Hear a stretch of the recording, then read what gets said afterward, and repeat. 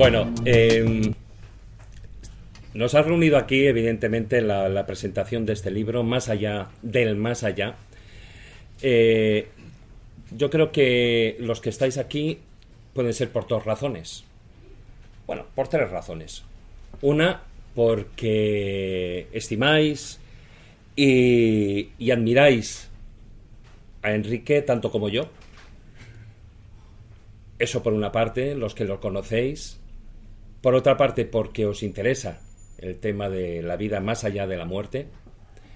O por ambas razones a la vez, evidentemente. Enrique, aparte de ingeniero de telecomunicaciones, es un investigador, instructor en el Instituto Monroe. Él es especialista en visión remota, en sueños lúcidos, y fruto de todo ello, pues son todos esos libros que ha ido sacando. El primero fue el de visión remota. El visión remota, que era del espionaje psíquico a las aplicaciones civiles.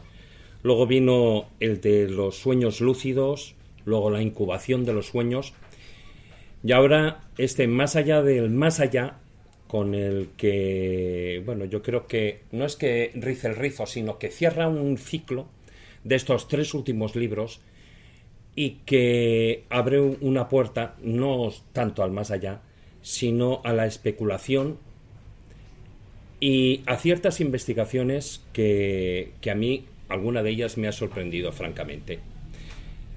En la mesa, bueno, ya los conocéis. Por un lado tengo a Miguel Ángel Pertierra, es el doctor en medicina y cirugía, especialista en neuropsicología y trastorno bipolar. También es un especialista en el tema de las experiencias cercanas a la muerte y también autor de dos libros. Uno es Curaciones Milagrosas y La Última Puerta, centrado en las ECM. Y a mi derecha, pues Marcos Carrasco, es un licenciado en Bellas Artes, un pintor de renombre que ha expuesto en medio mundo. Además, bueno, pues es un ilustrador tanto en el mundo del cine como en el mundo de la publicidad y actualmente un especialista ya en la inteligencia artificial y lo más importante de todo, compañero y amigo de la Escóbula de la Brújula. Cuando hablamos del más allá, querido Miguel Ángel, estamos hablando primero de una cosa que es la muerte. Y la muerte supone un tabú ya de por sí en la sociedad. Pero hablar del más allá de la muerte todavía puede suponer un paso, no solo más allá, sino mucha gente se lo toma como un tabú diferente al de la muerte, pero por otra parte que sigue sin quererse ver, sigue sin hablar de ello, por una cuestión religiosa, básicamente. Más por y te agradezco la pregunta, más por un motivo cultural. Yo recuerdo cuando era pequeño, yo iba con mi padre, sobre todo con mi madre, al cementerio y jugábamos entre tumbas, conocíamos entre tumbas y allí no pasaba absolutamente nada. Yo vivía en Melilla, aquellos que hayan ido, aparte de la tumba del soldado milagrero y demás, había un ángel gigante que a mí pues me daba cierto respeto, pero yo nunca veía la muerte como eso negativo, como algo negativo. Había que decir que los velatorios se hacían en las casas. Era frecuente que algún vecino, alguna vecina, pues falleciese y tuvieses que ir con tus padres allí al velatorio y ver al fallecido. Incluso en el colegio morir algún profesor, algún maestro y poder acercarte a darle el último adiós. Yo creo que ese tema cultural, ese tabú que cada vez se está haciendo más grande y que lo único que tenemos garantizado el momento que vamos a fallecer. Unos serán ricos, otros serán jóvenes, unos guapos, otros guapas y otros no, pero lo único que tenemos garantizado todo y cada uno de nosotros es ese paso a ese momento que vayamos a fallecer.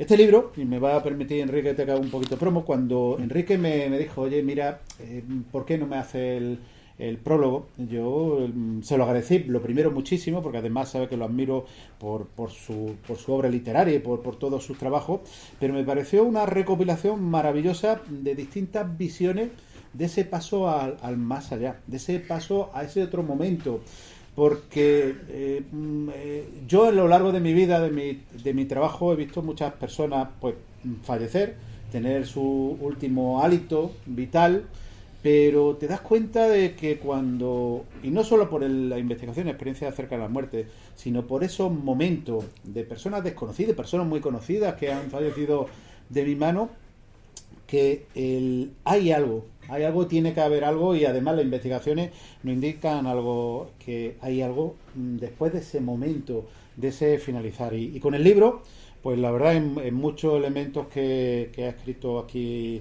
Enrique, que lo tengo aquí a la derecha, y quiero darle la enhorabuena por ese magnífico libro, que hay que decir que esas distintas visiones de distintas culturas, de distintas morfologías de ese paso a más allá, pero ese paso que quizá cambia el concepto, pero no el fondo. El fondo siempre es el mismo, es vamos a fallecer y va a ocurrir un evento que jamás, y me vaya a permitir esta palabra, hemos vivido.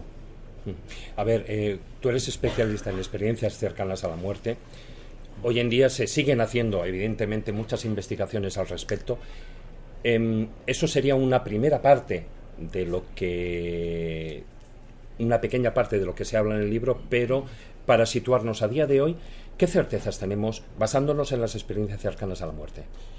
Evidentemente, tenemos muchos indicios. Certeza, evidentemente sabemos que es una realidad. De hecho, hoy me mandaban en esas revistas o en esas plataformas, megaplataformas como ResearchGate, una de esas megaplataformas que te puede apuntar y tú dices, pues me gusta este tema, otro tema. Me mandaban incluso dos artículos, uno sobre fenómeno de Lázaro, esas personas que fallecen, no que ya tienen una muerte clínica, sino que fallecen y vuelven otra vez a la vida, de un cuadro o un proceso inédito francés, además, que ha salido hace muy poquito publicado, y también en otros sobre experiencias cercanas a la muerte, sobre revisiones de casos. Tú, que tienes también el libro escrito sobre ese momento de la vida y la muerte, te das cuenta, porque si uno coge, quizá desde el primer relato de Platón de la República, cuando nos habla de ese mito de con Alcino, hasta, bueno, los artículos de Holtz, por ejemplo, o de Ossi, o de Darlason, te encuentras pues que vamos teniendo cada vez más indicios que es lo que ocurre después de esta vida. Hay una parte neurofisiológica que pueden explicar experiencias cercanas a la muerte, pero hay una parte no neurofisiológica, como son personas pues que son capaces de saber dónde está una llave en un lugar, escuchar conversaciones en otro, hablar sobre distintos materiales que se utilizan en un quirófano, que son de todo imposible, voy a decir imposible o muy improbable, que uno pueda conocer durante su proceso de experiencia cercana a la muerte, durante su proceso vital. Por lo cual hay otro elemento muy distinto, muy diferente, que todavía no conocemos, que por eso digo, hay indicios, evidentemente. Lo que sí está claro, y eso sí es algo real, es que, al igual que el fenómeno de Lázaro, Lincoln en 1982 nos saca el primer artículo de la primera persona en un hospital como el de Helsinki, que tiene el primer fallecimiento y vuelve otra vez a la vida, que pareció una leyenda urbana. A lo largo de toda la historia, y de hecho también Enrique ha recogido datos sobre ello, desde toda la historia tenemos datos de personas que han tenido experiencias cercanas a la muerte, que han tenido esos elementos que no son posibles de explicar desde el punto de vista físico ni médico. Por lo cual, esos indicios, en cualquier parte de esa medicina, por ejemplo, basada en la evidencia, serían base de seguir la investigación y base de decir, hay algo distinto, diferente, y que todavía no conocemos, todavía no le hemos puesto el apellido después de esta vida. Enrique, ahora luego hablaremos en profundidad del libro, pero sí que quiero establecer unas bases, sobre todo en lo que la ciencia a día de hoy sabe. Entonces, por eso le estaba preguntando a Miguel Ángel, como médico, como cirujano, y hay pruebas, según los últimos, bueno, ya no tan últimos estudios, pero sí los que hizo el proyecto AWARE, en el que se sabe que tras la muerte física, tras pasar ese electroencefalograma plano, hay unos 3 minutos en los que todavía la conciencia pervive. Eso es lo que ha sacado, como mínimo, que saben a nivel científico, ¿no? Pero lo que actualmente se sabe, y por eso digo que luego también hablaremos, porque en el más allá del más allá, en el libro que ha escrito Enrique, habla también de esos diferentes planos y de situaciones. Igual que en el cristianismo se habla de un cielo y de un infierno, en las experiencias cercanas a la muerte no todas son positivas, como la gente cree, ¿no? Y hay un porcentaje creo que es un 4% de esas experiencias que son negativas. ¿Por qué crees que pueden ser negativas? ¿Es una cuestión de química o es una cuestión de creencias? Muy buena pregunta. Uno piensa que las experiencias cercanas a la muerte, por lo menos la gran mayoría, son positivas y así, pero hay experiencias negativas. Yo he tenido ocasión de incluso investigar una en directo, en persona, experiencias cercanas a la muerte negativas, solo una. Era una persona con una idiosincrasia muy especial. Y hay un libro del doctor Rollins que se llama algo así como Bajada al infierno y subida de él, que recoge 200 casos de experiencias cercanas a la muerte negativa. ¿Por qué ocurren? En muchos casos, en las investigaciones que se han hecho, son esa idiosincrasia personal. Es como uno viva también la vida y también como vive uno la muerte.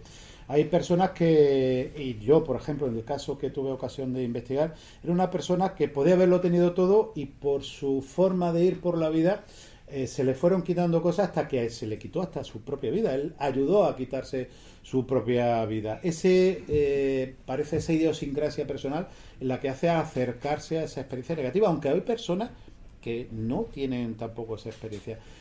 La forma de vivirlo, la forma de tenerlo es cada uno muy diferente. Igual que una experiencia positiva, uno lo puede vivir incluso con cierto estrés, ese momento de experiencia cercana a la muerte quizás puede vivirlo también con cierto estrés, y una experiencia que puede recibirla, que puede ser positiva, puede convertirse en un efecto rebote, en algo negativo. Pero sí es verdad que ese pequeño porcentaje de personas que viven esa experiencia cercana a la negativa están ahí. Habrá que investigarlo también, pero volvemos a decir, sigue habiendo esa experiencia negativa. El paciente que me decía, hablaba que si el infierno estuviese en algún sitio estaría ahí. Pero infierno porque él tenía un baje cultural cristiano. Claro. Si no, diría otra cosa. ¿Por qué la persona vive esa experiencia? Eso es lo que todavía tenemos que seguir investigando. Bueno. Enrique, hay una pregunta que es de rigor, que es evidente. Después de esos 2 tomos, de eso, yo antes he hablado de una trilogía, ¿no? Primero es los sueños lúcidos, luego la incubación de los sueños y ahora este libro. ¿Este libro cierra un ciclo? Sí, seguramente cierra un ciclo, porque aunque el libro está dedicado a la vida más allá de la vida, más allá de la muerte, realmente hay mucho de sueños lúcidos también en el contenido, porque lo que yo trato de hacer con el libro, y lo que ha dicho Miguel Ángel es muy, muy pertinente a lo que voy a explicar ahora, lo que intento con el libro es intentar ahondar en modelos alternativos al más allá tradicional que tenemos, o tradicional o moderno que tenemos en la actualidad. Y la única manera que he tenido de encontrar datos alternativos es a través de figuras, personas, exploradores, que tenían la capacidad de salir fuera del cuerpo, lo llamamos una experiencia extracorporal o sueño lúcido, que es lo mismo, y explorar el más allá.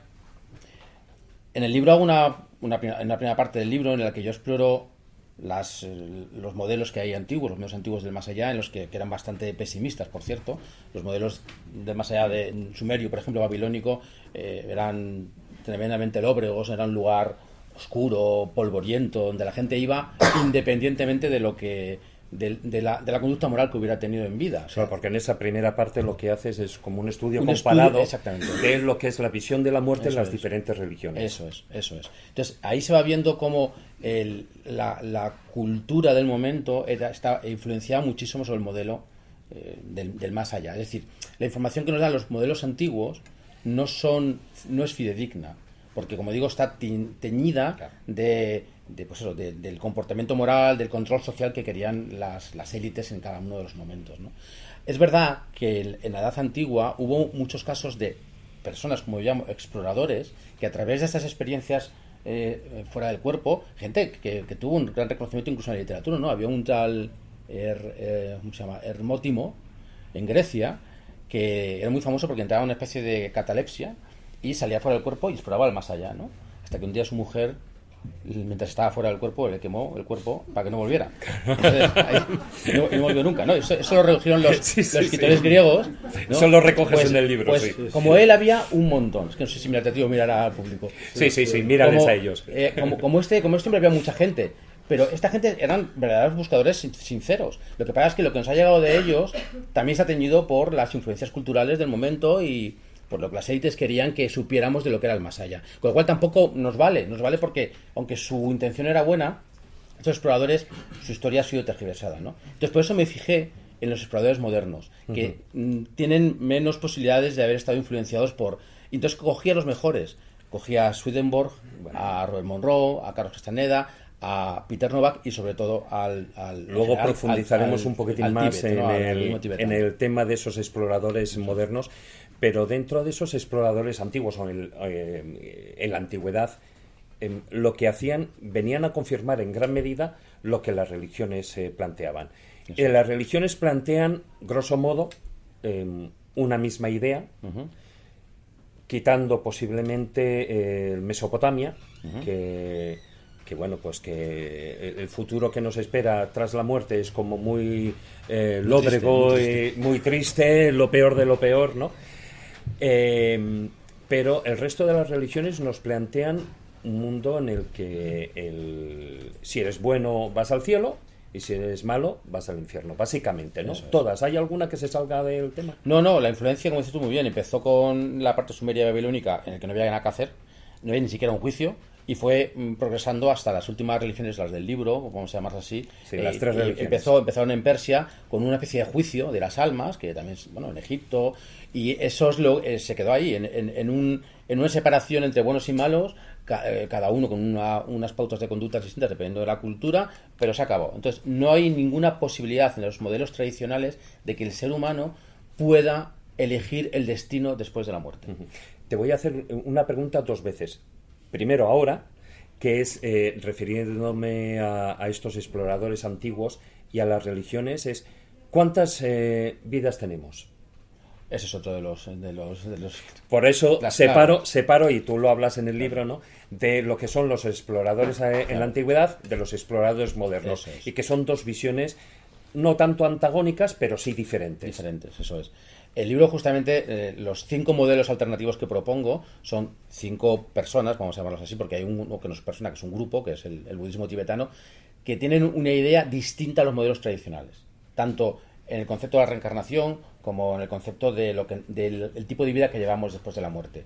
Y tienen, además, datos muy originales cada uno de ellos, ¿no? Por eso en el libro, cada uno de los modelos, creo que te refieres a eso, el subtítulo de cada capítulo es, o el título de cada capítulo es una vida en el más allá y múltiples vidas al revés, una vida en el mundo físico y múltiples vidas en el más allá, o una vida aquí y 2 vidas allá, porque cada uno de ellos se diferencia de los demás en, como dices tú, en cuántas vidas tenemos los seres humanos. Claro, porque en la antigüedad lo que estamos planteando es o existe el renacimiento o existe la reencarnación, dependiendo si es Occidente o es Oriente, pero estamos hablando de una vida o de muchas vidas por el tema de la reencarnación.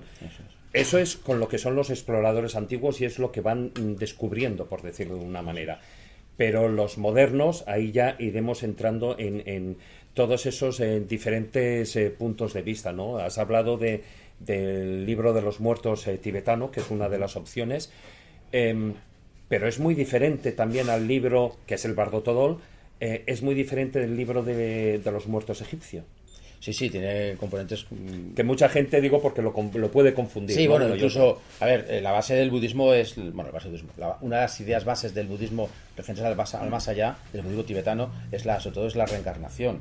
En la religión egipcia, no, aunque hay gente que intenta exprimir y un poco manipular las enseñanzas egipcias, intenta ver como que hay una pudiera haber alguna pista dentro de los textos antiguos de que hay una reencarnación, y eso no es cierto. Vamos, los expertos no han visto todavía que haya pruebas de que los egipcios creían en la reencarnación, pero bueno, todo está abierto. Y luego el budismo tibetano, que es el que yo exploro aquí, porque no todos los budismos son iguales, hay muchas ramas del budismo. El budismo tibetano es el que estaba más enfocado, el que estaba más preocupado por la vida después de la vida, y es el que más lo exploró. Vale, llegados a este punto, me gustaría, tú antes has nombrado, aparte del segundo libro de esa trilogía, que es el tema de los sueños lúcidos. Muchas veces, y ya cuando sacaste el libro en su momento, te podían preguntar sobre la diferencia o igualdad entre sueños lúcidos, experiencias extracorpóreas, viaje fuera del cuerpo, viaje astral, etcétera, etcétera. A priori estaríamos hablando de lo mismo, de un sistema de exploración fuera del cuerpo. Eso es. Lo que hablo en el libro es que he hecho mano de estos exploradores modernos. La mayoría de ellos ha utilizado esta herramienta, vamos a llamarla sueño lúcido, que es lo mismo que una proyección astral y lo mismo que una experiencia extracorporal. En el libro lo que cuento es que, desde mi punto de vista, solo tenemos 3 maneras de entender, excepto a morirte directamente, que cuando te mueras lo vas a saber. Tenemos 3 maneras de acceder a información sobre lo que hay en el más allá. Una es esta, la exploración a través de la experiencia fuera del cuerpo, sueño lúcido. ¿Por qué? Porque esa experiencia, los que hayáis tenido un sueño lúcido alguna vez, sabéis que es una experiencia 100% real. Es decir, no es una alucinación. Hay muchas veces me dicen, no, sí, bueno, hay muchos científicos escépticos todavía que están los archivos llenos de estudios científicos sobre los sueños lúcidos. Es innegable, es un fenómeno que existe, y como digo, es un fenómeno de vigilia. El cerebro no distingue entre un sueño lúcido y una experiencia de vigilia, con lo cual para la persona que lo vive, es exactamente igual. Si tú tienes una experiencia que es exactamente igual como esta vida física y la puedes tener en otro lugar geográfico, eso te está diciendo, al que le pasa por lo menos, que hay una vida después de la muerte. O sea, es la mejor prueba. Pero hay otros más, hay una segunda. Esa es la primera herramienta. La segunda herramienta es la experiencia cercana a la muerte. Tampoco es una alucinación. O sea, es que lo de las alucinaciones a mí me alucina. Porque una alucinación para mí es tomarme 20 cervezas. Entonces sí que alucino.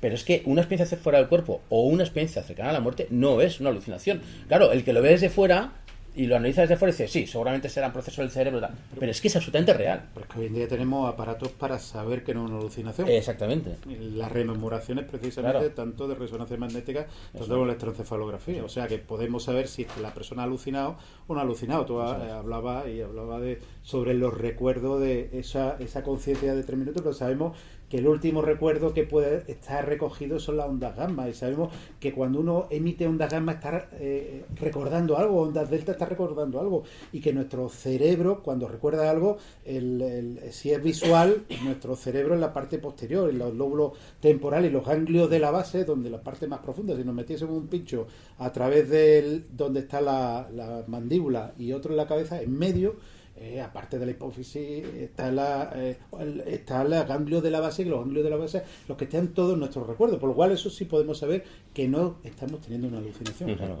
Precisamente, fíjate, estamos hablando de alucinaciones o lo que vemos en la realidad.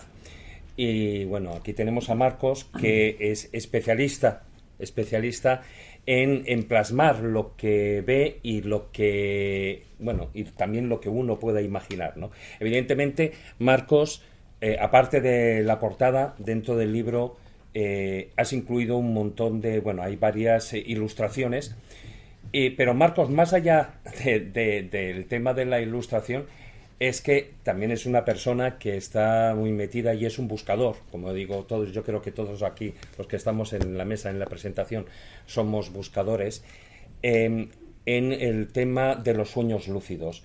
Entonces, es un terreno que conoces. Entonces, cuando hablas con Enrique y plantea el tema de las imágenes y de las ilustraciones, ¿tú tiras de recuerdos? ¿Cómo funciona?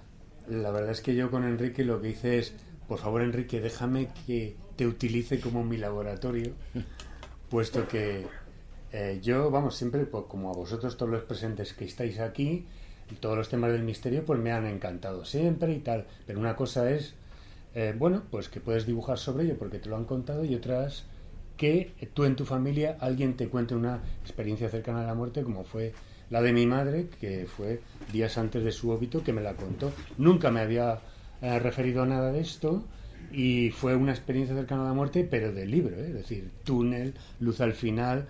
Lo único que hay diferencias ligeras, lo he contado en algún programa, hay diferencias ligeras entre personas, ¿no? Uno que ve la luz inefable y se funde con ella y quiere estar allí, y en el caso de mi madre dijo que no quería estar en la luz, que quería volver. Que quería volver, pero para contármelo a mí o para explicar que había ese tipo de cosas, ¿no? Bueno, a los 2 días nos dejó. Entonces, claro, eso de repente, yo ya había leído a Raymond Moody, a Kubler-Ross, a un montón de gente. Entonces, claro, obviamente una persona que no tiene, que no te ha referido nunca nada de esto y te cuenta eso que es del libro, en los momentos estos previos a su óbito, claro, ya te deja marcado, ¿no?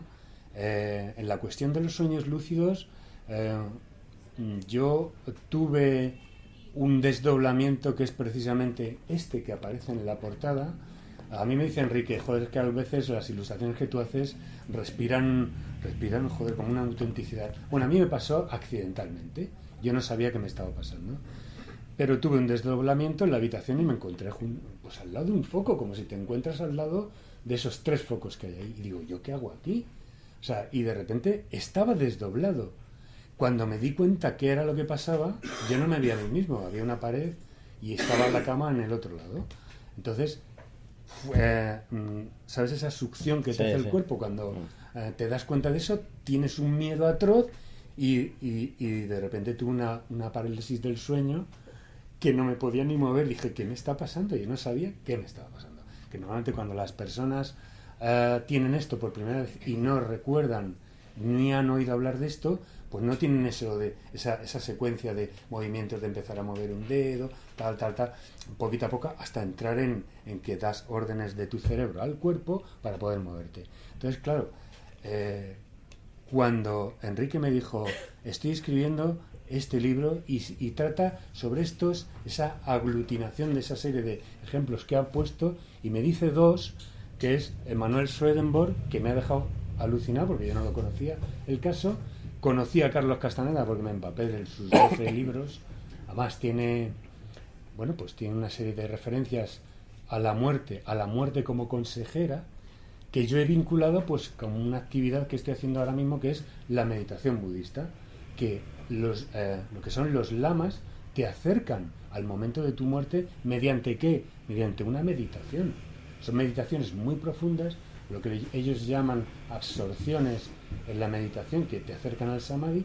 ¿Y cuál es el camino? Pues imaginarte dentro de 5 años, imaginarte dentro de 10 años y imaginarte en el lecho de tu muerte, justo en el momento en que tú ya estás con un paso aquí y otro allí. ¿Qué es lo que pasa en ese momento? Entonces, claro, yo ya he ido varias veces allí con esa máquina del tiempo autoproclamada, ¿no? Y la verdad es que se parece mucho a lo que dice Carlos Castaneda de la muerte como consejera. Se te quita toda la tontería. Cuando tienes a tu muerte como consejera, en fin, todas esas inspiraciones me han servido, entre los textos que me ha proporcionado Enrique, las ideas, hemos corregido juntos cosas, y la verdad es que ha sido un campo muy bueno. Y también tendría que hablar del autor, porque no he visto otra persona con más entusiasmo que en los peores momentos que ha habido en su labor. La palabra entusiasmo, eso que dicen que es verdad, que en teos, asmos, que es Dios dentro de ti, o esa inspiración divina, yo la he visto en él. He asistido a sus cursos de sueños lúcidos y tal, y he tenido experiencias. Son duras, a veces no se producen, te cabreas mucho, pero otras veces sí que se producen, y se producen desdoblamientos, y eso es una vivencia real. Y todo esto pues inspira. ¿Qué os voy a contar de artistas? William Blake, el Bosco, con el túnel, todo lo que es el surrealismo con Dalí, Max Ernst, y todos los surrealistas han bebido mucho de esas experiencias. Para un artista, es decir, no se queda ahí, quiero decir que lo vemos una cosa palpable, vemos que es posible y podemos representarlo, ¿no? Y no sé, nada más, o sea, un poco quería decir eso. Me gustaría hacerte una pregunta, Enrique. Tú has estado hablando de esas herramientas que tienen esos exploradores. Por una parte tenemos los sueños lúcidos o experiencias extracorpóreas, o por otra parte tenemos las experiencias cercanas a la muerte. ¿Hay alguna herramienta más que pueda tener el explorador? Bueno, sí, lo que es la que decía Marcos, la meditación. Hay no todas las meditaciones, no una meditación ligera. Hay meditaciones muy profundas, sobre todo los expertos son los budistas tibetanos, sueño, por ejemplo. Claro, que tienen unas meditaciones muy profundas que también te pueden acercar a esa realidad. Pero al final, cuando una meditación tan profunda te lleva a vivir o a experimentar o a explorar el más allá, es porque se ha convertido en un sueño lúcido, que es lo que dicen los budistas. Los budistas empiezan con una meditación y terminan en lo que llaman el yoga del sueño o de los sueños. Es porque empiezan meditando y terminan con un sueño lúcido. Pero al final vuelves a lo mismo, ¿no? Y además, déjame decir una cosita, que es que en el libro, vamos, yo lo tengo clarísimo, ya no lo diré más veces, lo tengo escrito y lo digo siempre. Para mí, desde el punto de vista de un soñador lúcido, y cualquier soñador lúcido con experiencia os dirá que está completamente de acuerdo, una experiencia cercana a la muerte es un subtipo de sueño lúcido. O sea, lo que viven las personas que tienen experiencias cercanas a la muerte es lo que yo vivo cualquier noche. Lo que pasa es que yo vuelvo y además el origen de un sueño lúcido no es una experiencia traumática, sino que tú lo produces a voluntad o te pasa esporádicamente. La diferencia es que la experiencia cercana a la muerte se origina normalmente por un acontecimiento traumático, pero lo que vive la persona es un sueño lúcido, casi sin final, o sea, con final, pero que no vuelves, pero es un sueño, un subtítulo. Con lo cual al final tenemos una sola herramienta de exploración en toda la historia de la humanidad que ha sido, vamos a llamarlo, sueño lúcido, incluyendo dentro de él la experiencia cercana a la muerte. Fíjate, yo siempre lo he planteado, lo que es una experiencia extracorpórea, un sueño lúcido, como un prefacio, como una primera parte, sí. Porque, cuando hablamos de experiencias cercanas a la muerte, y eso Raymond Moody ya hace esa especie de decálogo, ¿no?, que nunca se cumplen todos los puntos. En una experiencia se pueden cumplir unos, otros no, pero uno que es fundamental es esa salida, no tanto el ver el cuerpo, pero sí el sentirse y el verse desdoblado. Y es, como podríamos decir, ese primer estadio de lo que sería un sueño lúcido. Pero lo que han hecho los exploradores, y tú hablas en el libro, es lo de tratar, si era posible esa búsqueda, en esa búsqueda tratar de ver si es posible influir en nuestro destino. Eso es. A la hora de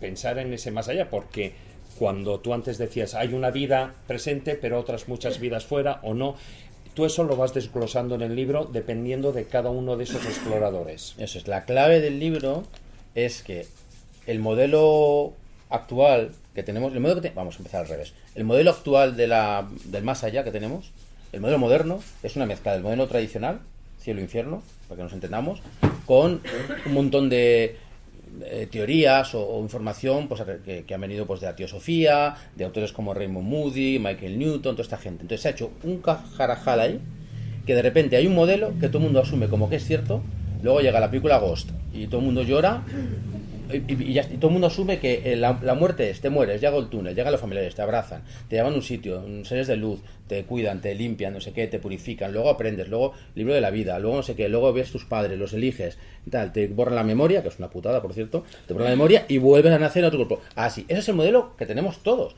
pero ¿no os dais cuenta que hemos asumido que es así? Y si no es así, o sea, este libro, la clave del libro, el corazón del libro es: y si no, como dice Callejo, y si no es así, porque hay gente muy sesuda, como estos 5 modelos que tú les llamas fuentes rebeldes. Las fuentes rebeldes, porque no se casan con ninguna cultura, no se casan ni siquiera con la cultura de su tiempo, como Emanuel Swedenborg, que era un señor del siglo XVIII, que empezó siendo científico y teólogo, y que contradecía todo lo que decía la Iglesia en aquellos momentos. Un segundito sobre tu libro, la metamorfosis que sufre algunas personas como Emanuel Swedenborg, que está, ojo, fijaros qué personaje, Biblioteca Nacional de Estocolmo, es una figura allí delante. Por favor, cuenta, y perdona que te haya interrumpido, porque esa metamorfosis a mí me impresiona, porque es fundamental en las personas que conocen eso. Personas de 56 años que ¿Qué le pasa? Si quieres, si lo tienes preparado, si no lo Sí, cuentas, no, Swedenborg, ya. aquí no hay nada preparado, yo Pues tengo nada, pues notas sí. y tal. A mí ¿no? Swedenborg, Es que yo creo que Swedenborg es el compartirlo- primero de los 5 modelos que hablo. A mí Swedenborg, bueno, no es que me ha emocionado, es que me lleva emocionando desde que tenía, no recuerdo, 15 años. O sea, este hombre, que tiene solamente 2 libros escritos en castellano, tiene 150, escribió 150 libros en latín, pero cada uno de miles de páginas.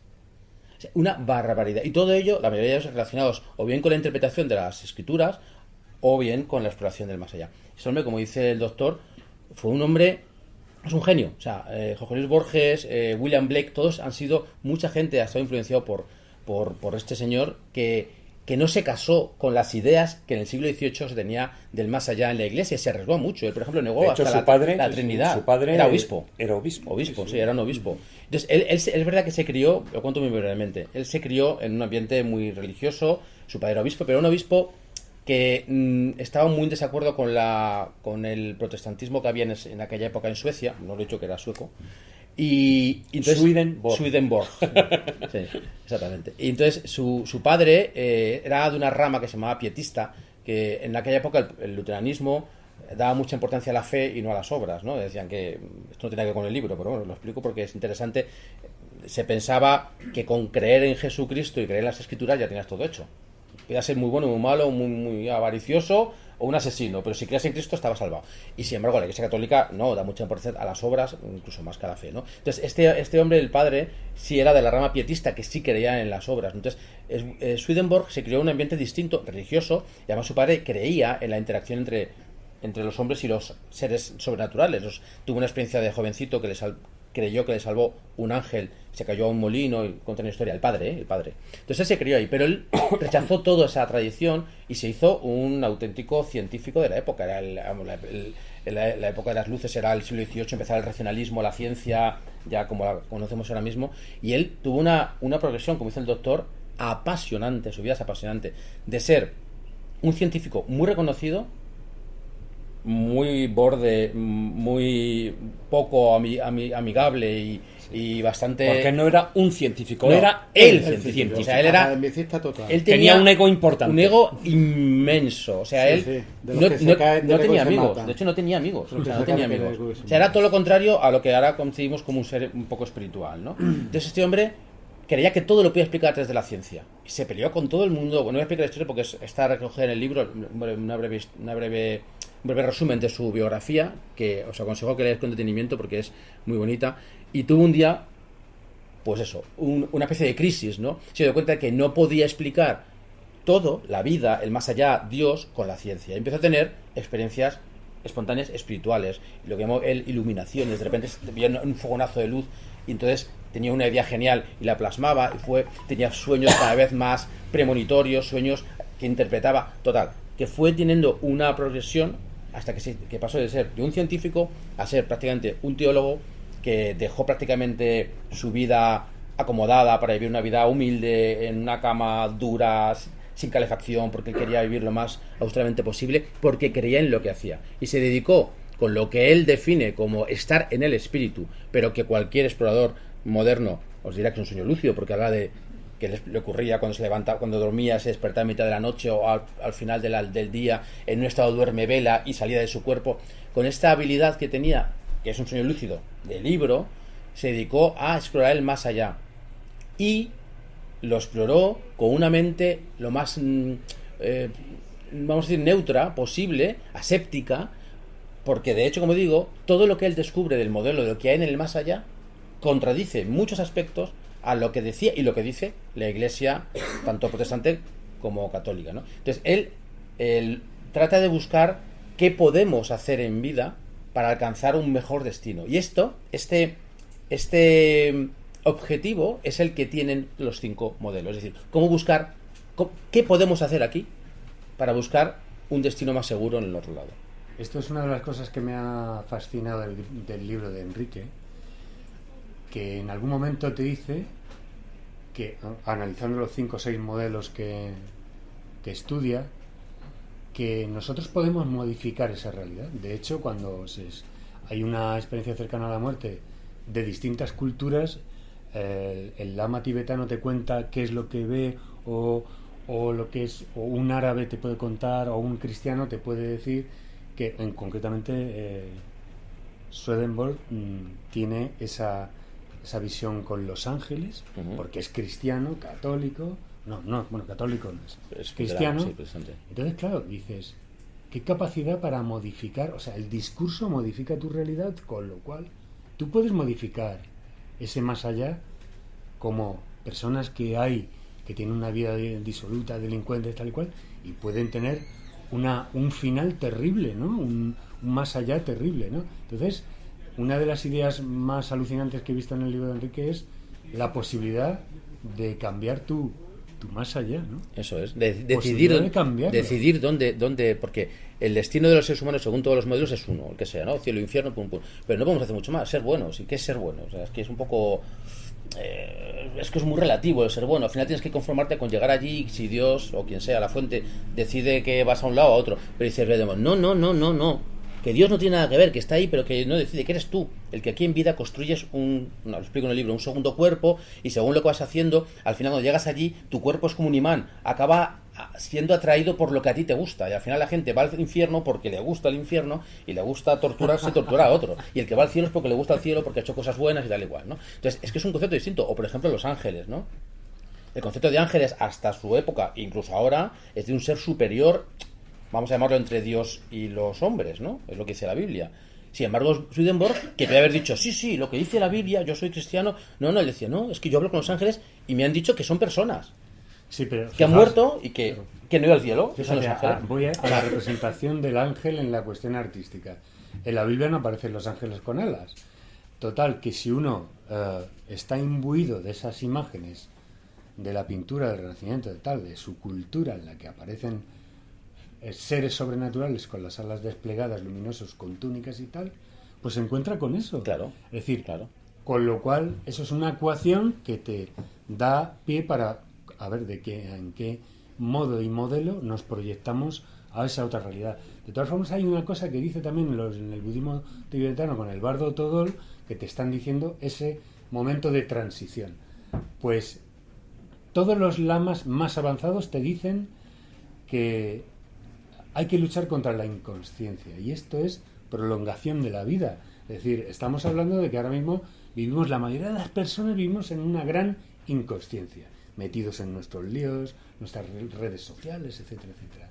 Y que si en ese momento de la muerte no se produce y no ves esa luz, ¿cómo dice? La luz clara. La luz clara, que hay personas ahí, gente en tránsito que no se da cuenta de esa luz clara y pasa de largo. Porque no tiene lucidez, no tiene conciencia. No tiene lucidez, con lo cual me pareció una idea magnífica y creo que puede suceder. Ahí Swedenborg, en su búsqueda dentro de esos viajes, de esos sueños lúcidos, encuentra o va desglosando y va estableciendo una clasificación que tú hablas en el libro, porque él incluso va más allá del más allá, evidentemente, como el título, y establece y va a mundos o descubre o se encuentra en mundos o circunstancias que, vamos, no que sean difíciles de creer, incluso para él mismo, porque sorprenden, pero sí que vienen a explicar muchas de las circunstancias o de los fenómenos que hoy en día, pues bueno, pues a día de hoy o en un aspecto consciente, pues se pueden producir. Sí, él descubrió, como digo, muchas cosas. Lo que ha dicho Marcos, precisamente, ¿no? Que en un sueño lúcido, no sé si alguien ha tenido un sueño lúcido completo. Hay algunos, ¿no? Vale. Sin miedo, venga. Sabéis que en los sueños lúcidos, que es una realidad alternativa, al final una parte de tu inconsciente sale. Entonces creas cosas que a lo mejor no querías crear y tanto. Si tú crees, por ejemplo, que los ángeles tienen alas, es tu creencia férrea. Si tú vas a un sueño lúcido y tratas de buscar a un ángel, el ángel va a tener alas. Sin embargo, una de las millones de pruebas de que Swedenborg era un señor centrado y que está diciendo la verdad, es que él, cuando vio a los ángeles, primero dijo que no eran seres superiores, sino que eran seres humanos que habían fallecido y que habían ido al cielo en lugar del infierno y no tenían alas. Quiere decir que si hubiera sido una persona que estaba influenciada por sus creencias, hubiera pintado un más allá mucho más cristiano, con lo cual es una de las... Y aparte es un señor que nunca quiso hacerse famoso ni hacerse rico, todo lo contrario, ¿no? Quiere decir, todos estos datos y todo lo que cuenta, que si es soñador lúcido lo lees, y lo que cuenta de cómo habla con los ángeles, cómo habla, cómo se mueve, cómo se desplaza, cómo define el tiempo, cómo define el espacio. Dice que no hay tiempo ni espacio, pero cómo lo define de una manera tan genial, ¿no? Define el tiempo, por ejemplo, como la diferencia de estados. No, perdón, como la variación de estados, y el tiempo y el espacio como la diferencia de estados. Es decir, dos personas están alejadas en el cielo o en el infierno, no geográficamente porque no existe el espacio, sino porque sus estados de conciencia son muy distintos. No hay diferencia geográfica, sino diferencia de estados. O sea, es muy profundo lo que le explica, y cuando tú lo lees, tiene una coherencia que, si eres soñador lúcido, vamos, lo corroboras, y si no, te lo crees, porque es muy, muy coherente, ¿no? Vendría a ser esa diferencia de nivel vibracional, eso de lo que es, se eso suele hablar. Otro personaje... Se nota que me encanta Swedenborg, ¿no? Sí. Hablo con una pasión de él. Y en el libro igual, ¿eh? Y en el libro igual. Otro personaje que también le encanta, y además que conoces mucho por el instituto, en el que también participas, es Robert Monroe. Robert Monroe, estamos hablando de principios del siglo XX, lo que sería el primer... La segunda mitad, sí, de los años 50, ¿no? Sí. Y él de repente se encuentra con una situación, él es científico, y se encuentra con algo que también desbarata su vida. Le pasaba lo que le pasó a Marcos, o sea, lo mismo. A mí me pasaba de pequeñito, pero hay gente que le pasa pues una edad adulta. A Marcos, pues que se vio también pegado al techo, y ahí empezó a investigar, y claro, en una época que tampoco había información sobre estos temas, y dijo, ¿esto qué es? Es que esto es una experiencia absolutamente real. Es decir, pensaba que se había muerto. Es que realmente, si no hubiera información y ahora uno de vosotros tuviera una experiencia fuera del cuerpo o un sueño lúcido, pensaríais que os morís. O sea, yo lo primero cuando yo me pasó la primera vez con muy poquitos años, yo pensé que me había muerto, porque eso me dice real y que estás fuera de tu cuerpo. Entonces esto, al final... Y no es nuevo, porque los chamanes ya hablaban de ello. Bueno, lo está haciendo hace milenios, ¿no? Y le pasó lo mismo. Lo que es que este hombre pues empezó a investigar, empezó a controlarlo y empezó a explorar el más allá. Y descubrió otro modelo, que se parece mucho al de Swedenborg, ¿eh? O sea, todos te parecen entre ellos, pero hay cosas distintas, ¿no? Y él también, claro, él se creyó. Él en aquella época, imagino, en los años 60, siglo pasado, estaba Elizabeth Kubler-Ross, toda esta gente. El tema de las religiones orientales está de súper de moda en los años 60, sobre todo en Estados Unidos, el budismo, la meditación zen, todas estas cosas, la meditación trascendental. Y entonces él estaba influido por estas creencias, y él se pensaba que la reencarnación era lo que se ha explicado antes, ese modelo que os he explicado antes, ¿no? Otra prueba de que era una persona sincera. Y él se exploró el más allá creyendo en esa reencarnación. Entonces encontró a lo que él quería que eran sus vidas pasadas.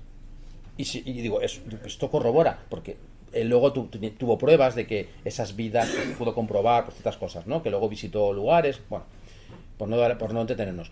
Pero es que lo interesante de Monroe es que se dio cuenta en mitad del proceso, ya cuando llevaba años, se dio cuenta de que esas almas o conciencias que él pensaba que había encontrado y con las que había charlado, que eran sus vidas pasadas, o que eran guías, ¿no? Que se mostraban como guías espirituales, lo que ahora conocemos como guías espirituales, no eran guías. Y Monroe dedujo y concluyó que no existen los guías espirituales, que todo lo que las personas encuentran, ya sea con estados alterados de conciencia, o con experiencias cercanas a la muerte, o con sueños lúcidos o experiencias fuera del cuerpo, no son guías, no existen.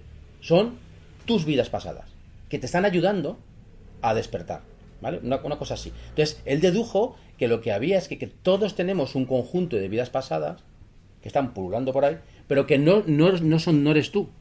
O sea, el concepto de Monroe es que el señor que está arriba, o la señora, crea con un molde, como una especie de... Sí, como un molde, como cuando hacemos los ladrillos de adobe, un molde, y en ese molde hace un montón de gente, hace como 100. Y con otro molde distinto, otros 100. Todas esas conciencias viven cada uno en un momento distinto de la historia y mueren en un momento distinto de la historia. Todas comparten el mismo molde, con lo cual, en cierto sentido, eres tú, pero no eres tú. Entonces, tú no has vivido vidas pasadas. Tú has vivido una vida, por eso con el capítulo lo digo, es una sola vida. Para Monroe solo vida es una vida. Lo que pasa es que tienes como otras vidas que están relacionadas contigo, que forman parte de tu familia espiritual o tu mismo molde, que están pululando por allí y que a las que tienes que ayudar para que trasciendan, vamos a llamarla la luz, ¿no? Monroe llama el parque. Y para Monroe, la misión del ser humano es encontrar esas otras vidas de tu familia espiritual, reunirlas, formar un solo ser como fusión y trascender a otro estadio, ¿no? Fijaos que el modelo no tiene nada que ver con la reencarnación clásica o el modelo de Ghost, la película, ¿no? O de estas cosas. Fíjate, hay otro personaje dentro de estos exploradores que tú planteas que rompe un poquitín ese paradigma del que estamos hablando en el mundo occidental, que es cuerpo y alma, ¿no? Incluso se puede parecer más a lo que hacían la idea de los antiguos egipcios, ¿no? Sí. Que es separar, no solo es cuerpo y alma, sino cuerpo, alma y espíritu. Y él crea lo que, bueno, esa teoría que es la división de la conciencia. Pero, bueno, pues no ha sido muy escuchado. Este es un psicólogo, se llama Peter Novak, que, bueno, si habláis inglés os recomiendo sobre todo su primer y segundo libro, por el tercero se le fue un poco la cabeza con el cristianismo, pero los dos primeros son brutales. Este hombre es el único de los 5 modelos que no es explorador fuera del cuerpo, sino que todo lo que dedujo fue a raíz de una investigación muy intensa ante más de 10 años de las culturas antiguas, desde el punto de vista antropológico, etnológico, estuvo mirando y descubrió que todas, en el origen de la humanidad, todo el mundo sabía que el ser humano tenía 3 partes, no 2. No tenía un cuerpo y un alma, sino cuerpo, alma y espíritu. Entonces, el concepto que tenemos actualmente, y el tradicional, es que el cuerpo, o sea, la muerte, mejor dicho, se produce cuando el alma se separa del cuerpo. Pero este hombre, Peter Novak, a raíz de la muerte de su mujer, que estuvo muy preocupado porque, claro, quería saber a dónde iba su mujer, ¿no? Quería saber si su mujer iba a pervivir, ¿no? Iba a sobrevivir a ese tránsito. Él, analizando las culturas, se dio cuenta que todas habían descubierto que había una parte más, que era el espíritu. Y que la muerte no era cuando se separaba el cuerpo del alma, sino cuando se separaba el alma del espíritu. Es decir, cuando el hombre moría, o sea, el hombre está integrado en 3 partes, el alma y el espíritu están juntas, en el cuerpo también. Cuando mueres, sale el alma y el espíritu, se rompen en 2 y cada uno tiene una vida en el más allá distinta. Eso es totalmente distinto a lo que conocemos. Este hombre es brutal como analiza taoísmo, la religión egipcia, todas las religiones del mundo, y encuentra paralelismos a esta triada de seres. Y es muy revolucionaria porque lo que él está diciendo es que las 2 partes van a lugares distintos. Es decir, si tengo tiempo, muy rápidamente, el alma, según Novak, es el receptáculo de nuestras experiencias, de nuestros sentimientos. Es como si dijéramos el carrete de fotos o el álbum de fotos. Pero a la vez que tiene esa información de quiénes somos, de nuestra identidad, no tiene capacidad crítica, no tiene voluntad, no puede producir nuevas experiencias. Es como un carrete. Es un carrete. O sea, tú un carrete están hechas las fotos, no puedes hacer más fotos porque no tienes cámara. Sin embargo, el espíritu es la cámara. La cámara, si no tiene carrete, está vacía. El espíritu no tiene recuerdos, no tiene sentimientos, pero tiene capacidad de actuar.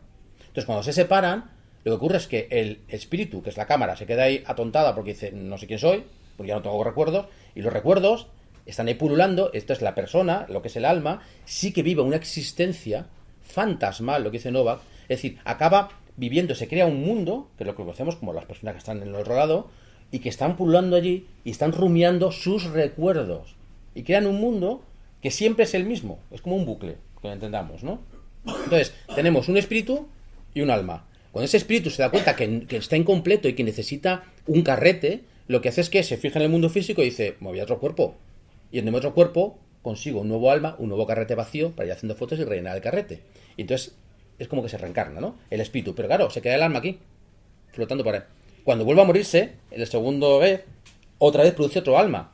El espíritu siempre es el mismo, pero el alma... Con lo cual, todos estamos produciendo miles y miles de almas con cada una de nuestras muertes. Con lo cual tenemos un montón de almas por ahí, cada uno con una vida distinta, pero que no son seres activos, no son seres completos. Y esto es muy interesante porque, por ejemplo, todo lo que hace un explorador, un soñador lúcido como yo, cuando explora el más allá y se encuentra con un fallecido, que lo he hecho muchas veces, o cuando una persona tiene una experiencia cercana a la muerte y se encuentra con familiares fallecidos, o cuando un medium conecta con un fallecido, según la teoría de Novak, no es el fallecido. Porque el fallecido, la persona, solo es la unión de espíritu y alma. Y como lo único que pervive por ahí en un mundo es el alma, porque el espíritu no se puede contactar con él, al final el medium o el soñador lúcido o el que tiene experiencia cercana a la muerte contacta con un ser que es como un bucle, es como una copia, no es realmente un espectro o algo así. Claro, no es realmente la persona. ¿no? Y tiene una serie de... Tiene un montón de cosas. Su teoría, si la analizamos, como lo analizo en el libro, tiene muchas consecuencias en nuestro modelo clásico de la vida después de la Y vida. además, fíjate, yo antes hacía la mención del modelo egipcio. Sí. El modelo Sí. egipcio está el Ka, el Ba y el Aj. Sí. ¿No? Entonces, según Novak. Peter Novak, el Ka es el que se queda junto al cuerpo, que sería el alma, que son los recuerdos. El Ba es ese alma viajera, sería el espíritu, que tiene libertad.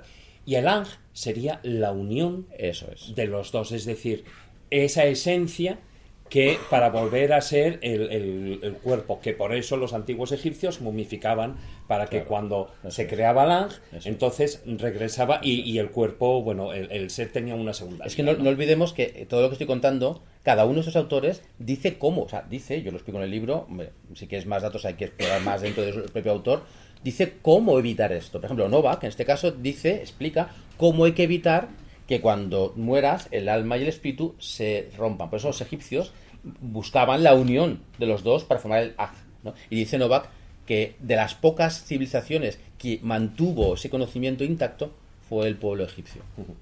Y luego estaría el quinto en discordia, que sería Carlos Castaneda, don Juan. Y digo quinto en discordia, pues por todo lo que se ha dicho de si existía realmente, no existía Don Juan, realmente. sí. Pero bueno, los libros de Carlos Castaneda y sus estudios y su idea como antropólogo y todo lo que él fue, bueno, pues causó un impacto fortísimo, sobre todo en la segunda mitad del siglo XX. Y que, bueno, pues muchos... a día de hoy todavía se siguen vendiendo millones de libros en todo el mundo. Sí, bueno, hay mucha polémica de Carlos Castaneda, bueno, que existió él, sí.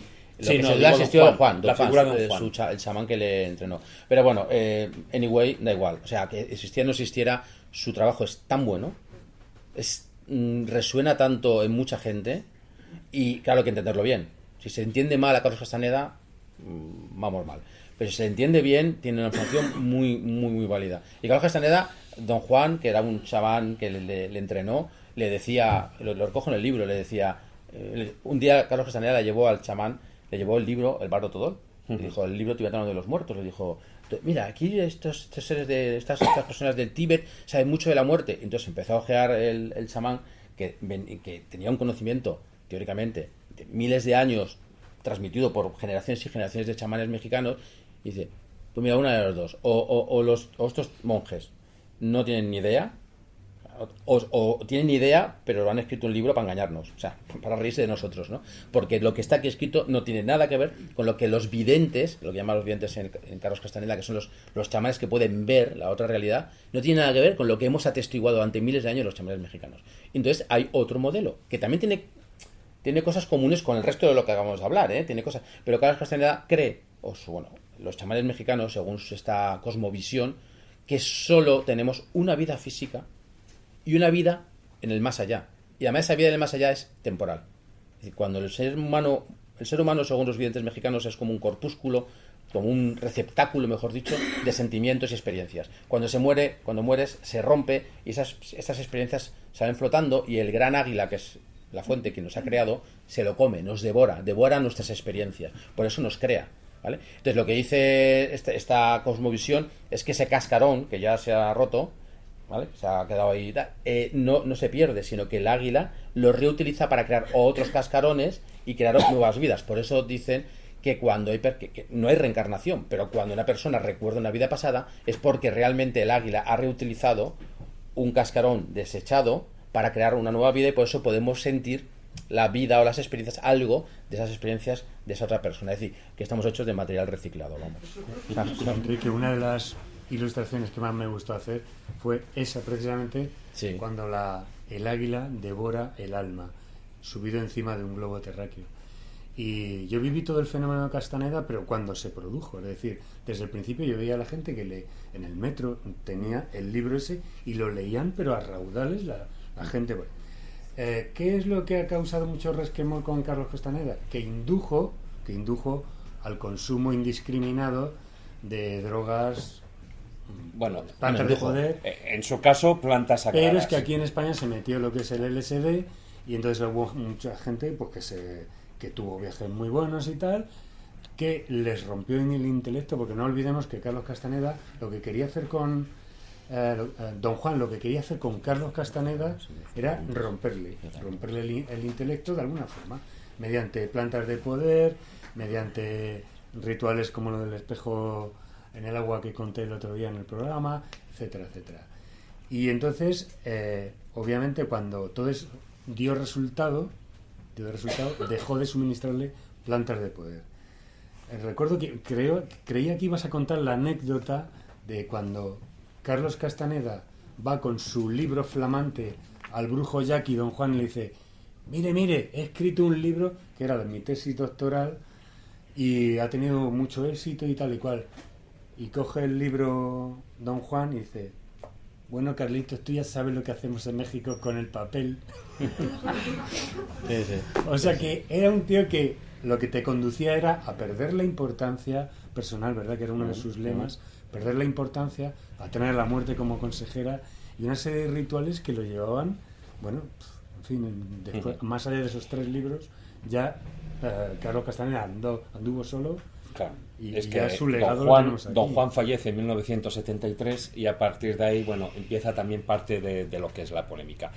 En fin, en este libro, en Más allá del más allá, como yo digo, rizar el rizo de los otros 2 libros anteriores, ir más allá, intentando buscar explicaciones, intentando saber no solo lo que las religiones plantean, sino algunos buscadores, esos exploradores, esos psiconautas que bueno, pues han encontrado otro tipo de explicaciones que pueden ser tan válidas como las establecidas, y que Enrique en el libro explica y plantea perfectamente, pero no solo esas explicaciones, sino la posibilidad de influir en nuestro destino, como dice en la portada del libro, tras ese último suspiro, porque como dice también en el budismo, nada es permanente, todo es cambiante, ¿no?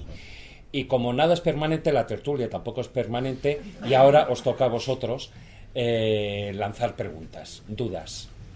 Lo que hace el brujo Jackie Don Juan es que cuando deja de suministrarle plantas de poder, plantas sapienciales a Castaneda, uno de los rituales chamánicos antiguos que decían los nahuales que hacían eran sumergir. Esto no lo hagáis, por favor, porque puede ser... Esto es como la Ouija, no se os ocurra hacerlo, porque yo lo hice una vez y, en fin, es apaga la luz, mete un espejo pequeño en un barreño o en un lavabo y pones allí 2 velas y hay una cierta penumbra y tal. Entonces se producen unas reverberaciones y lo que hace es que te pone en contacto con los seres inorgánicos, que ellos hablaba un poco Don Juan de que existen bueno, pues entidades alrededor de nosotros que no son humanas, los llaman los inorgánicos, los aliados, etcétera, etcétera. El contacto con estos seres inorgánicos o aliados lo que hacía era que te procuraban consejo para tu vida y bueno, pues en teoría que te daban una serie de directrices para momentos puntuales en que tú tuvieras... Era una especie como de consulta. Yo sé quién ha hecho eso y pues le ha parecido una sombra por detrás perturbadora y da mucho miedo. Entonces enseguida pues, hay que encender la luz y decir, bueno, a ver qué pasa, porque con las ouijas no pasa nada. Fue un juguetito, incluso lo sí que vendían pasa, sí que en pasa, las tiendas, sí que lo vendían pasa. en las tiendas de Sí juguetes pasa. antes, y había gente que tenía mucha... No sé qué puerta se abre ahí, pero hay malas experiencias. Bueno, es lo mismo, todos conocéis la leyenda de Bloody Mary, ¿no? Lo de la vela, el espejo y repetir 3 veces. No lo hagáis. Doctor. Bueno, pues muy buena pregunta. Y yo me voy a basar en 2 casos que pude investigar donde la persona no solamente hay que diferenciar la muerte clínica de la parada cardiorrespiratoria. Cuando eso ocurre en un hospital, el equipo de todo el personal le hace su masaje cardíaco, que sobre los años 50 del siglo XX empezaron a funcionar. Si no funciona, se le da con el ambú también para que respire, si no se intuba. Si no, se coge unas palas como aparece en Anatomy de Grey, le pegan 2 chispazos de 220 julios y si no, otros 2 chispazos Y esa es la parada cardiorrespiratoria o la muerte clínica que hace que la persona vuelva a la vida. Claro, ahí podía caber la duda, porque sí el cerebro ahí no funciona, pero podía caber la duda que todavía esos resquicios de la conciencia, de esos 3 minutos de conciencia, pudieran quedar, y que la experiencia cercana a la muerte fuese una ilusión o una creencia de la misma persona que está en un cerebro cataclísmico. Pero hay otros procesos que os he comentado antes, que son los fenómenos de Lázaro, que el fallecimiento, cuando el equipo de un hospital o de otro, o de un 061, de un 112 como hay aquí, intenta reanimar a alguien y ya no lo pueden reanimar, le han puesto todas las catecolaminas del mundo, le han pegado todos los chispazos del mundo, se le ha hecho la RCP y ya dice, hora de la muerte, tal hora. Ya cogen, o si pillan en la calle llaman al forense y al juzgado, si pillan en el hospital pues que pase lo que venga lo de la morgue. Ahí ya podemos decir que la persona ya no es reanimable y que ya ha fallecido. Su cerebro poco a poco, si es que estaba encendido, poco a poco se puede desactivar. Pero en ese fenómeno de Lázaro, como vuelvo a decir, y que yo he podido recoger, y que hoy en día en la distinta literatura hay 60, 70, 80 recogido en artículos científicos, tú puedes recoger un caso donde además de, y otro más, vamos, pero sobre todo uno, además del fenómeno de Lázaro hubo experiencia cercana a la muerte. Y estaba hablando de una chica, una mujer ya, en ese caso era una niña llamada Angelita, que le abren de una perforación, o sea, de una obstrucción abdominal en el hospital de Jaén, le abren el abdomen para intentar solucionárselo y muere en el intento de solucionárselo.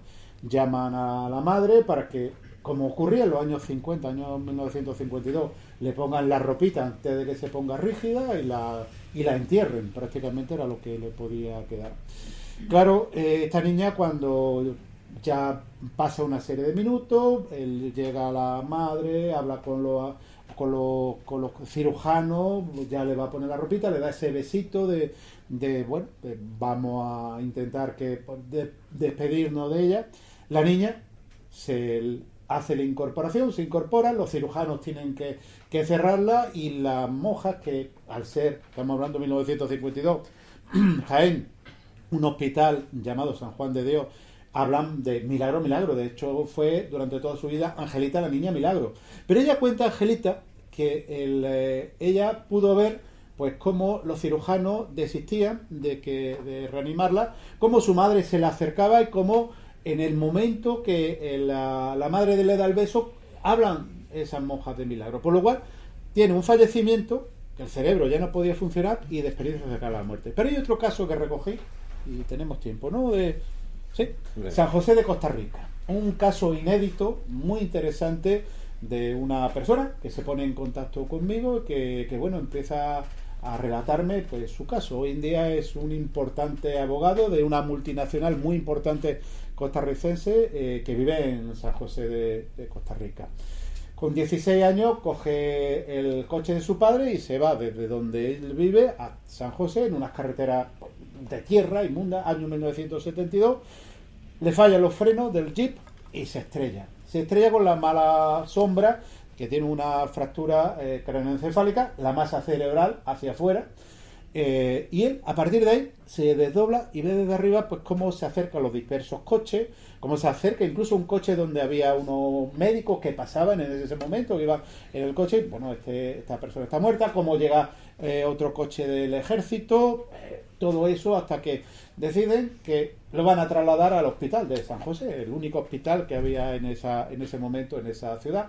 El único cirujano, estamos hablando ya fallecido, tapado, el único cirujano que hay, o neurocirujano, se acerca y ve a este chico. Estamos diciendo que este chico, 16 años, él ve en todo momento desde arriba, le reconocen, le hace su electrocardiograma, está muerto, pero parece que en algún momento, después de reconocer lo que está muerto, hace alguna especie de movimiento y bueno, se lo llevan a quirófano, lo recomponen, y la secuela que le queda es una ceguera importante. Había esa lesión de la salida de masa craneoencefálica, salida del cerebro, le había producido una ceguera, y él en ese momento entra otra vez a su cuerpo. Durante unos instantes después vuelve otra vez y está durante un mes en coma. Durante ese mes él está de nuevo ya en conciencia, vamos a decir, ya vivo, experiencia cercana a la muerte. Él reconoce una serie, además de una serie de nubes, de estrellas, tiene una vida paralela a la vida que tenía que tener en ese periodo de coma, y después se recupera. A partir de ahí él tiene una serie de características, que es que su capacidad mental se potencia. Una cosa curiosa, cuando pensemos que al tener una serie de masa craneoencefálica debería haber sufrido por la parada cardiorrespiratoria, igual que Angelita, una serie de problemas neurológicos. En el fenómeno de Lázaro tenemos hasta una persona con 180 minutos recogido en un hospital de anoxia, o sea, nada de sangre al cerebro, y que después en el informe te pone que ha vuelto otra vez a la vida sin afectaciones neurológicas posibles. Eso en medicina, aquí tenemos por lo menos otro compañero, a mí no me lo enseñaron. A mí me dijeron que a partir de los 4 o 5 minutos, y yo desgraciadamente lo he vivido, personas que a partir de los 4 o 5 minutos tienen unas lesiones neurológicas brutales. Esta persona vuelve a la vida, ya digo, con unas capacidades, como él decía, yo era de aprobado y después he sido de matrícula de honor, estudia Derecho ciego y, bueno, hoy en día es una reputada persona del mundo costarricense. Ahí ya no nos queda la duda, sobre todo en el caso de Angelita, en el caso de este hombre, de tener una conciencia funcionante, un cerebro funcionante, cerebro totalmente afuncionante, y que de nuevo se vuelve a reactivar. ¿Por qué se reactiva? No lo sabemos. ¿Por qué ocurre el fenómeno de Lázaro? No lo sabemos. ¿Ocurre? Sí.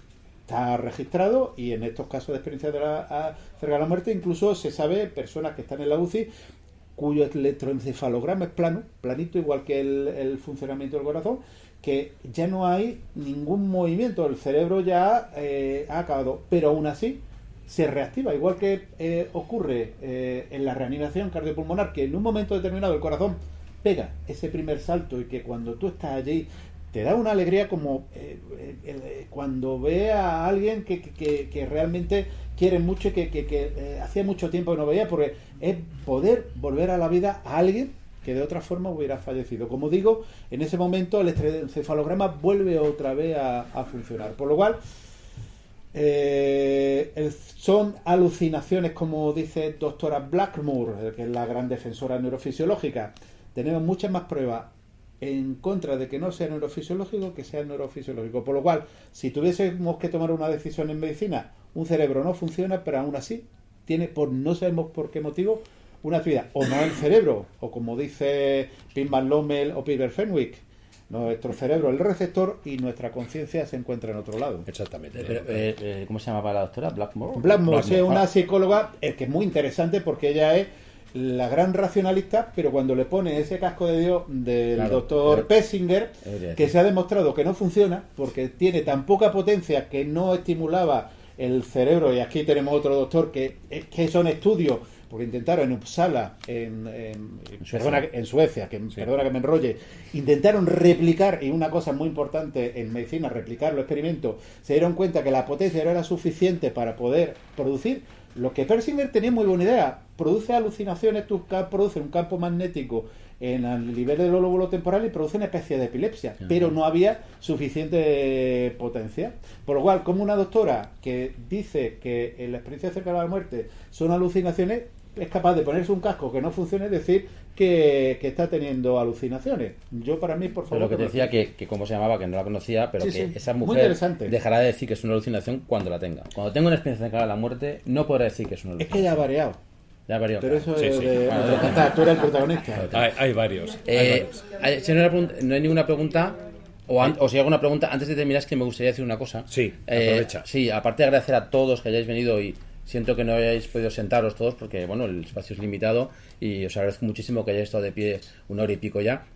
Pero quiero agradecer a compañeros que han venido, que quiero nombrarlos que están por ahí: a Fernando López del Oso, biólogo, divulgador, hijo del doctor Jiménez del Oso; a Jesús Ortega, de Dragón Invisible; a Álvaro, que está por ahí, entre la columna de Onda Madrid, y no sé si me olvida alguien más; y a Divulgadores del Misterio, que están aquí grabando, ¿no? Es un agradecimiento por haber venido a acompañarme. ¿Alguna pregunta más? Aprovechar, última oportunidad. Sí. Ah, perdón. Y Ana Valverde, que está por ahí detrás, que es la persona que la persona que presentó este proyecto en la editorial Almuzara, Anarcopress, y gracias a ella, como editora, el libro está aquí. Como primera editora, que ha habido 2. Claro, pero es que eso, es que partimos de la base de que no sabemos si hay otras vidas. Por eso está el libro aquí. Quiero decir, lo que yo quiero hacer con el libro no es... Porque el otro día estuve en un congreso en Zaragoza, este fin de semana pasado, también presentando el libro, hablando del libro, y al final, pues como vosotros, me preguntaban, entonces, ¿tú qué crees? Digo, no me hagas esa pregunta, por favor. No me pongas ese compromiso, porque el libro no está hecho para decir lo que yo opino. Aunque al final, el último capítulo, hago un poco así de especulación, pero el libro está para hacer pensar, ¿vale? Es que no podemos decir que hay reencarnación. Es decir, yo no lo puedo decir. Entonces, si ya esa pregunta ya está asumiendo que existen vidas pasadas tal como las conocemos en el mundo actual. Entonces, ¿puede influir una vida pasada en la vida actual? Pero es que si no existe la reencarnación. Si no, o sea, desde luego, en el modelo que cree en la reencarnación, pues por supuesto, lo que dice es que, claro, hay una parte de ti que entra en otro cuerpo, entonces claro que puede haber una influencia de una vida a otra, pero es que vuelvo a repetir, es que a lo mejor ese no es el modelo. Y lo que quiero es que leáis el libro, si os apetece, y que saquéis vuestras propias conclusiones, y si queréis seguir explorando con una experiencia cercana a la muerte, no, ¿vale? Porque bueno, hay una película esta que la en el libro que no es médicos, ¿cómo se llama? Línea Mortal. La de Julia Roberts, sí, la buena, la otra no. Sí. Pues que hacen eso, no lo recomiendo. Pero si no quieres explorar tanto con la meditación, con experiencias pero fuera no me había dicho que íbamos a hacer ahora un elemento práctico contigo. ¿Línea Mortal? Sí, pero es que si no lo firmo. Pues entonces mejor que sale mal, lo firmo. Mejor que firme por si acaso. Bueno, pues eso, que no lo sabemos. Y lo que quiero es que, mi deseo es que la gente siga pensando que la vida después de la vida no es la película Ghost. A lo mejor sí.